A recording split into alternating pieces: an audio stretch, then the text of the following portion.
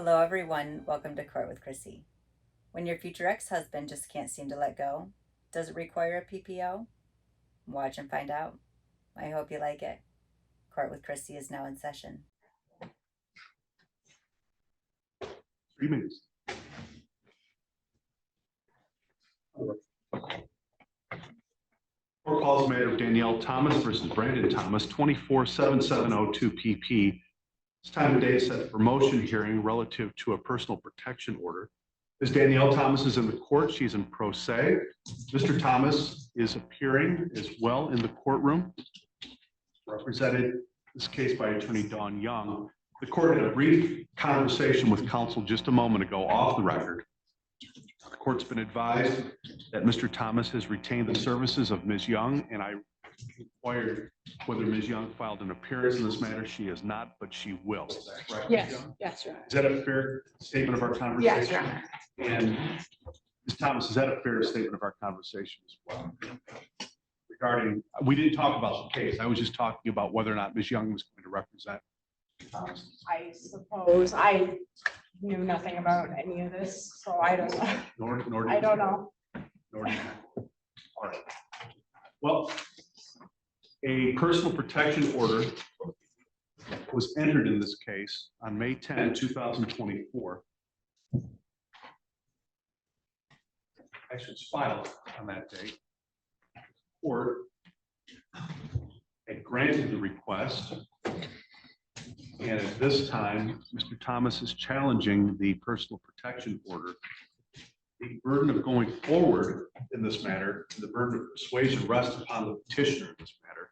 So that's how we will proceed. Will both parties please raise your right hands? Do you solemnly swear or affirm that the testimony you're about to give in this case is the truth, the whole truth, and nothing but the truth, so help you God? Yes. Thank you. Ms. Thomas, you have requested the personal protection order, which the court has granted.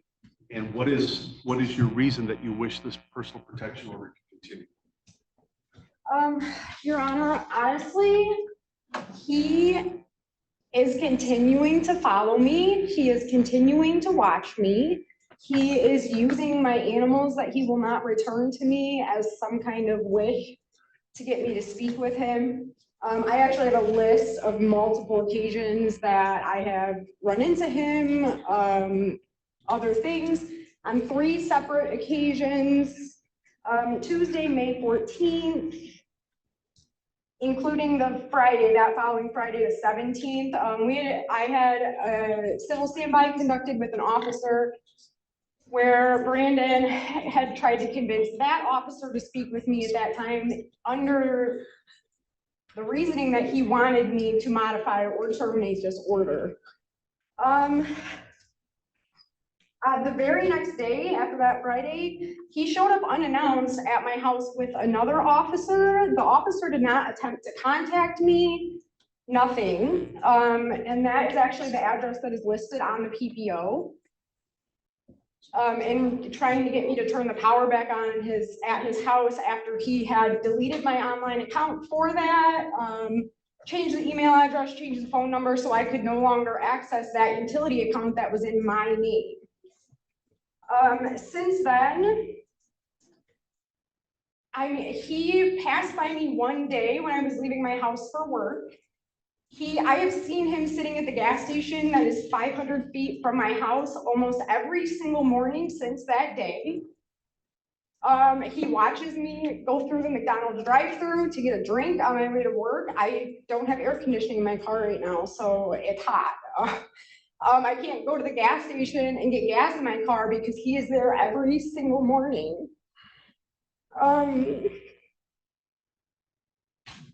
He has continuously contacted my family and friends. I have numerous people that have told me he's come up to them in public. He's had many, many things to say. He's crying to random friends of mine in public, trying to convince anybody that he can to get me to stop this and to go back to his house, which is absolutely out of the question, especially as he continues to do this every chance. He is walking the lines of this PPO every single chance that he gets. like I said, my dog, he has 2 dogs of his own. He will not return my animals to me. He's recently taken up a hobby of walking my dog at a park that is 3 blocks from my house. It's only my dog. He won't walk his own dogs, but he's coming within half a mile of my house almost every single day, knowing that I go to those areas. That park is my son's bus stop. He has not stopped at all. He's not respecting the PPO. He's not respecting my boundaries. And honestly, even after today coming here and saying these things, I'm worried that he will get even more angry. And I don't know what he will do. But I can tell you that he has continuously contacted my sister. For some reason, he trusts her. He tells her a lot of things that he probably shouldn't be telling her, including the fact that he will not stop or leave me alone until a judge or the courts force him to. Anything else? No, that's all. Cross-examination. Any questions? No, Your Honor. Any further proofs that you wish to present at this time? Any other witness? I don't have any witnesses with me. I didn't know how all this works. I can't afford an attorney to help me with this. I do have some photos of him at the gas station near my house.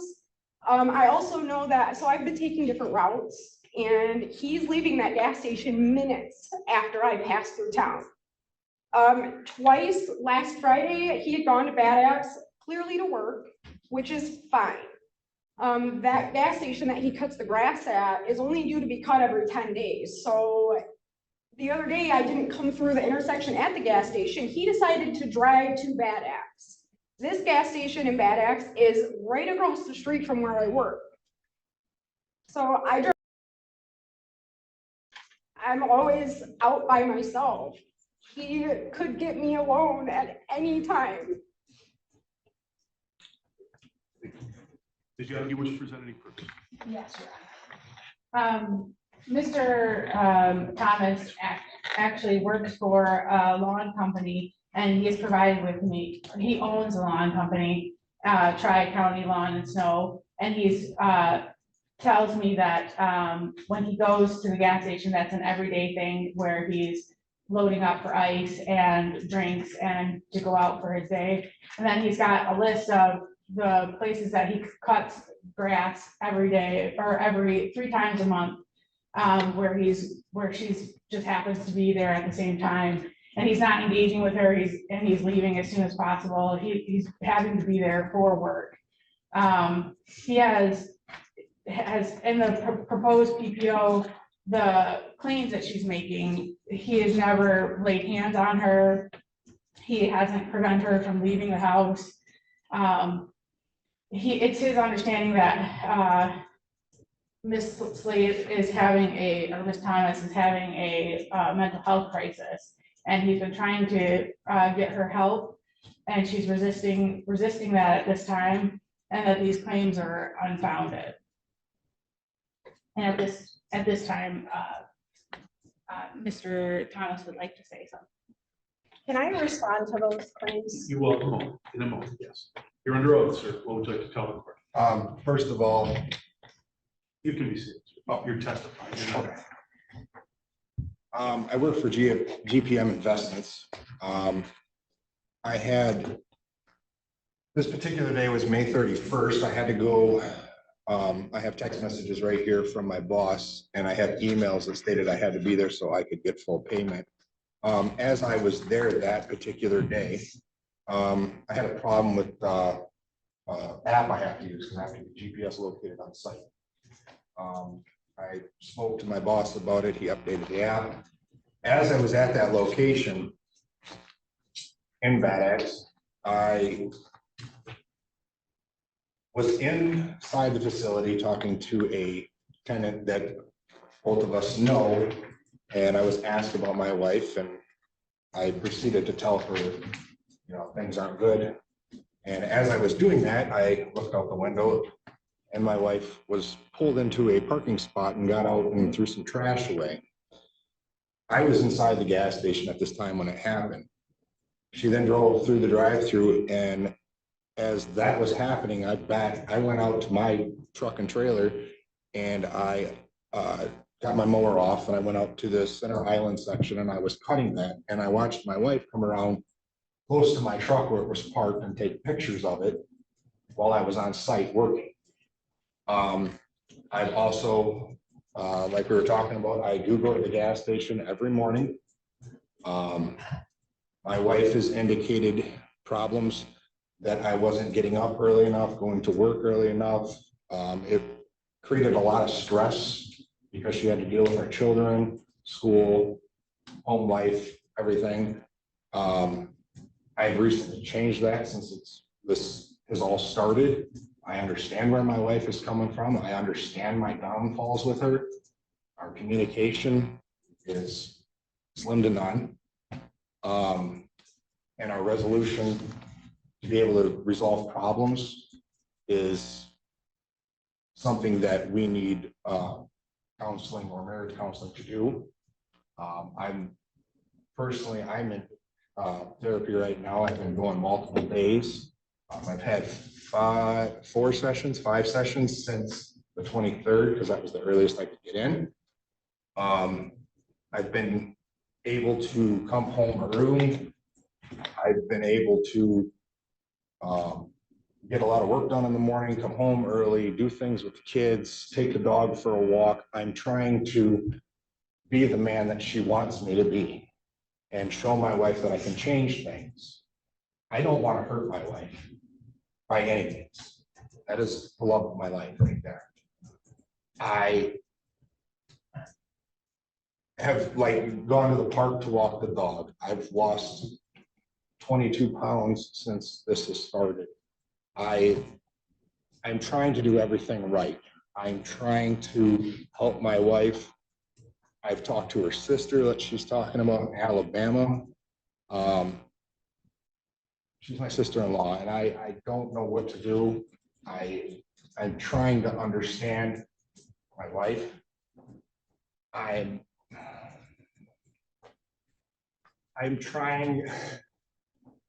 I've been dealing with her mental stuff for over 2 years. I have been there for almost every single doctor's appointment. I've been there through counseling appointments. I was on all the paperwork, all the HIPAA paperwork, everything, trying to do this treatment with her and get the, she's got major depressive disorder and generalized anxiety disorder. And she's been put on medication for this. The 1st of March, she was, end of February, we had to come back from Florida because my mom had a quadruple bypass and she wasn't feeling very well. After we came back from that, she started to reduce her medications, and with our family doctor. And when this discussion took place with our family doctor, I says, I'm here for you, babe. It's going to be a roller coaster ride. She's been on different medications and changed. She knows I'm there. I'm there to support. When these instances started going down, the arguments, the fighting, the erratic behaviors, I actually had to go to our family physician and ask him for help.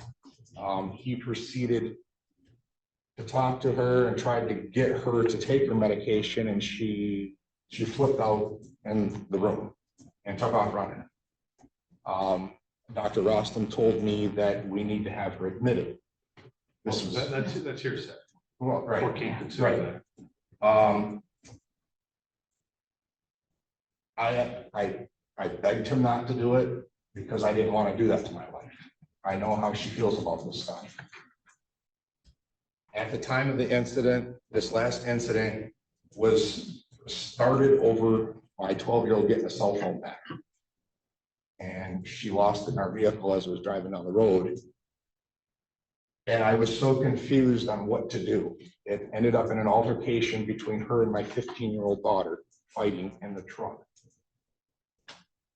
as I'm driving down the road. And I didn't know what to do. I'm scared. I want help for my wife.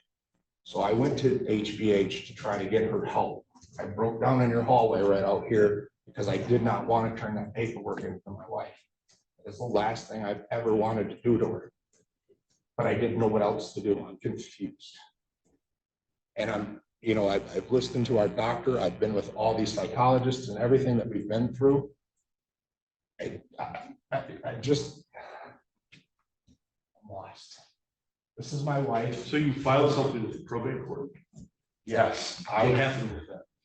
they came and got her and took her to Shore Hospital and released her 20 minutes later.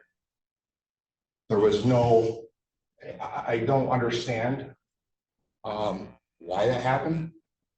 I know that there's meds that she still should actually be on, but she refuses to take them. I've spoke to other people like she's talking about. She worked at, I've talked to Steve and I've talked to, and he has explained We to can't me. go into what was said. Okay. A lot of the stuff that's in this personal protection order happened years ago, and it's out of context. She has stated in there that I have locked her in a room. She pulled a knife on me in our in the kitchen, walked through the dining room. We had an argument. She pulled a knife. I walked up behind her. I took it from her, tossed it. We both fell on the floor. She bit the tip of my thumb. I had 7 stitches put in my thumb. As that happened, we got up. I put her in the room and closed the door while I could clean up, and the kids were all out. I then heard a bang, and it was her kicking the air conditioner out of the window. She was trying to climb out the window, and this is where she's talking about escaping. That window is 16 to 18 feet off the ground over top of a wood pile. I don't want to see my wife hurt. So I wrapped my arms around her torso and put her back on the bed and said, just relax, stay in here and relax. That is it. I have stood last summer in the backyard and I was punched 16 times by her in my right eye to the point it was black and blue. When she was done, I asked her if she felt better. Because who's going to stand there and take that? I've taken a lot of stuff from my wife, and I don't want any charges, anything like that on her. There was a kitchen knife that was thrown across the dining room and went into a computer monitor. I begged the police not to put out any type of, charges, because I didn't want my wife to go through that. I know it's not her. She has a problem with maintaining her stress. And I know I do as a husband, I do add a lot to that stress, and I am trying to change that through therapy, understanding a lot of the stuff that's in the past with me. I'm trying to understand my wife. There's a lot of things that she would yell, scream, or nag at me about, and those were more cries for help, but I wasn't perceiving it as that. I was taking it as just as it was. She's yelling and nagging at me. I am trying my best to reconcile what we have. We have a 5-year marriage. I've been raising her son, my stepson, since he was 2. She's been a very good mother. She's taken my girls in. They look up to her. My 15-year-old is really hurt by the situation. She is very apologetic about it. She's not, I don't know how to explain it, Your Honor. This following her around and whatnot is, I own a business. I have to travel from Bad Axe to North Branch, Birch Run. I'm all over the place. I have multiple things to do. That's my livelihood. our paths are gonna cross. This park is the only park in Sebring. I take my dog to it, our dog that we've raised together, just to go on walks, to clear my mind, to try to fix myself and have some me time. My wife and I have been stuck at hip for 5 years. We've done everything together. It doesn't matter what it is. We've had many vacations, we've had many arguments. We've had all kinds of stuff in 5 years. But at the end of the day, I don't want to see nothing happen to her. I don't want her hurt. I want to be able to comfort her, love her, show her that I've changed a lot of the things that she had a problem with. Those things being, not helping as a father. I was in a downward depressional spiral this last winter, especially. She would have dinner done and I would come home and grab my plate and go hide. That's not what a father does. And it started to upset her and I wasn't paying attention to that. And it just snowballed until we got to this situation where she filed the summons for the divorce. And then all of a sudden the PPO order.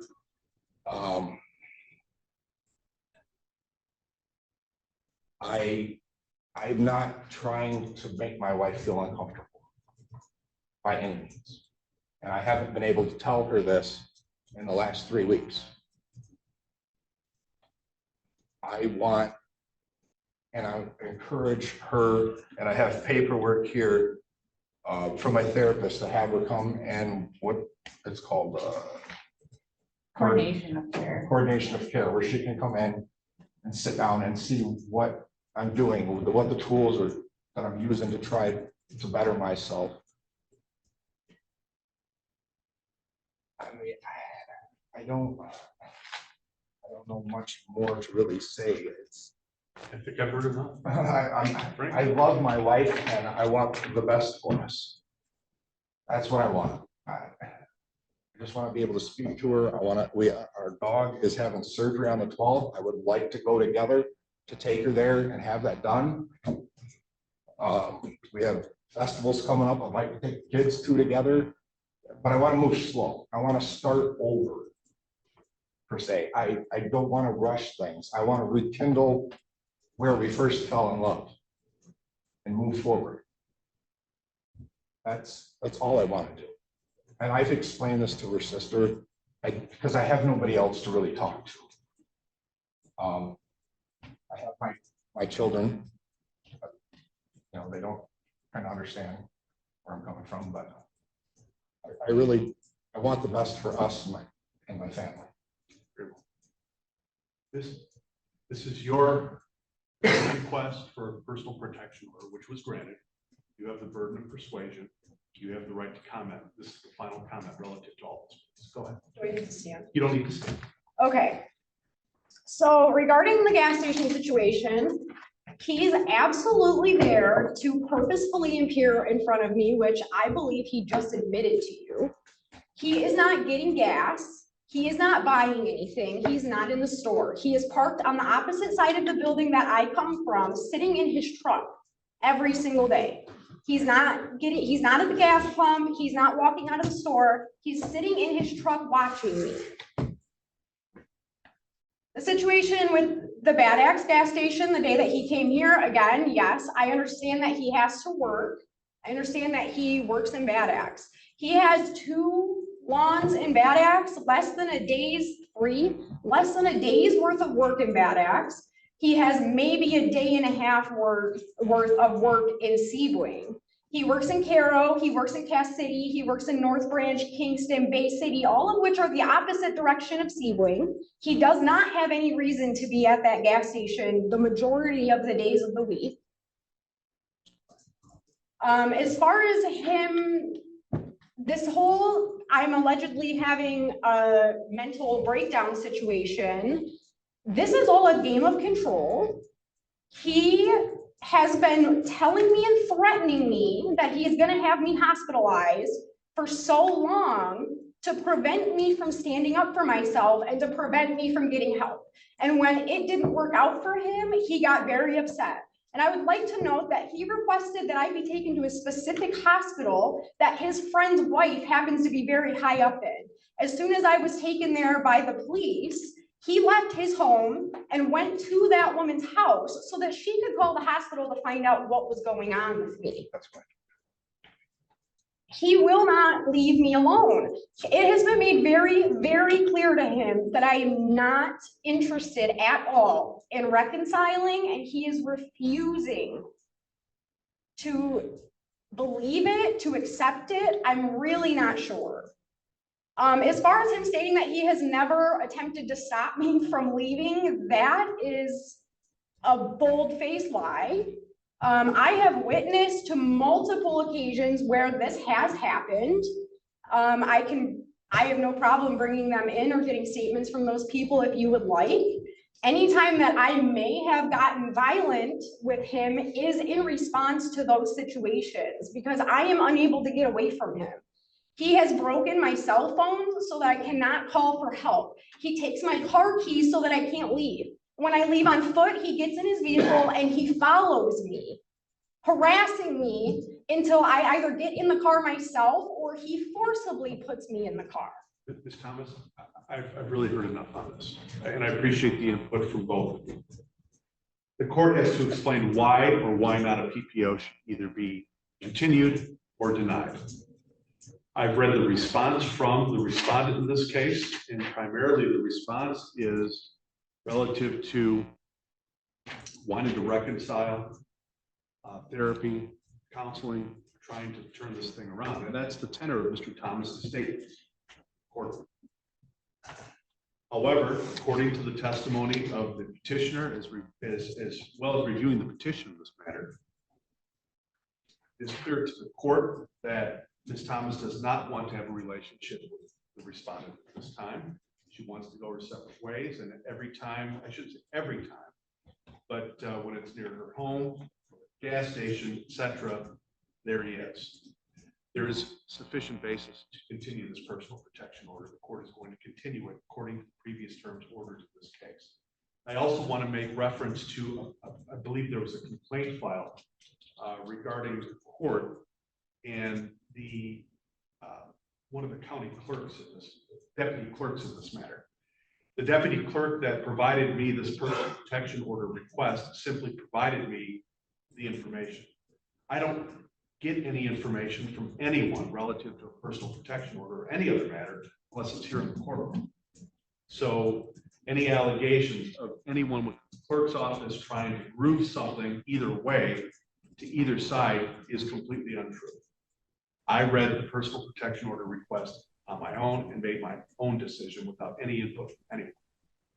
With the input I provided today, there's a sufficient basis to continue the PPO and shall continue until the expiration date of November 13, 2024. No order needs to be presented. This matter is already into the lien system, and I can only caution you, Mr. Thomas, at this point, follow the terms of the PPO,